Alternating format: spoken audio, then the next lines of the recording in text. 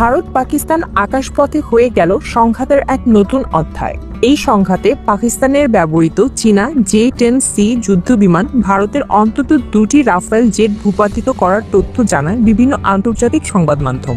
কিন্তু এটি শুধু দুই প্রতিবেশীর উত্তেজনাকেই সামনে আনে না, বরং আলোচনায় টেনে আনে এক তৃতীয় শক্তি, চীনের ক্রমবর্ধমান সামরিক প্রযুক্তিকে।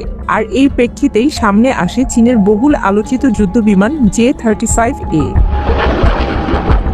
এক দশকের গোপন গবেষণা, পরীক্ষা নিরীক্ষা আর প্রযুক্তিগত জটিলতা পেরিয়ে গত বছরের 12ই নভেম্বর চীনের জুহাই এয়ার শোতে প্রথমবারের মতো জনসমক্ষে পঞ্চম প্রজন্মের স্টেলথ জেট হাজির করে চীন, যেটিকে যুক্তরাষ্ট্রের সর্বশ্রেষ্ঠ যুদ্ধবিমান F-35 এর প্রতিদ্বন্দ্বী হিসেবে ধরা হয়। সাম্প্রতিক বাস্তবতায় J-35A নতুনভাবে আলোচনায় এসেছে। দক্ষিণ এশিয়ার আকাশে চীনা প্রযুক্তির সরাসরি ছায়া পড়ার পর এই বিমানটিকে নিয়ে আন্তর্জাতিক মহলে নতুনভাবে কৌতূহলের জন্ম দিয়েছে। রয়টার্সের এক প্রতিবেদনে বলা হয়, J-35A মূলত শত্রুপক্ষের আকাশে আধিপত্য বজায় রাখার লক্ষ্যে তৈরি এবং এটি চীনের বিমান বাহিনী পিপলস লিবারেশন আর্মি এয়ারফোর্সের ভবিষ্যৎ কৌশলের অংশ হতে চলেছে। যুদ্ধবিমানটি তৈরি করেছে চীনের রাষ্ট্রায়ত্ত শেনইয়াং এয়ারক্রাফট কর্পোরেশন। এটি চীনের আগের প্রোটোটাইপ J-31 এর ভিত্তিতে তৈরি, যা প্রথমবার আকাশে ওড়ে 2012 সালে। তবে J-35A সেই কাঠামোকে আরও পরিশীলিত ও স্টেলথ প্রযুক্তি নির্ভর করে তোলা হয়েছে। বিশ্লেষকদের মতে J-35A দেখতে অনেকটা মার্কিন F-35 যুদ্ধবিমানের মতো।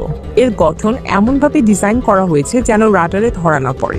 যদিও চীন এখনো পর্যন্ত বিমানটির সেন্সর, রাডার প্রযুক্তি বা ইলেকট্রনিক ওয়ারফেয়ার ক্যাপাবিলিটি সম্পর্কে বিস্তারিত কিছু প্রকাশ করেনি, তবুও সামরিক বিশেষজ্ঞরা মনে করছেন এটি এক ধরনের লো অবজারভেবিলিটি স্টেলথ প্ল্যাটফর্ম, যা আকাশে নিঃশব্দে কাজ করার জন্য উপযুক্ত। রয়টার্স জানায়, J-35তে চীনের নিজস্ব তৈরি উন্নত ইঞ্জিন WS-19 ব্যবহারের সম্ভাবনা রয়েছে।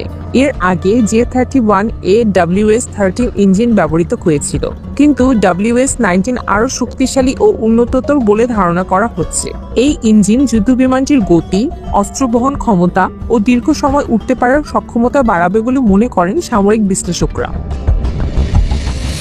J-35 এবং J-35A দুটি সংস্করণই চীনের আরেক স্টেলথ যুদ্ধবিমান J-20 এর তুলনায় আকারে ছোট এবং তুলনামূলকভাবে হালকা, যা একে বিমানবাহী রণতরীতে ব্যবহারের জন্য আরও উপযোগী করে তোলে।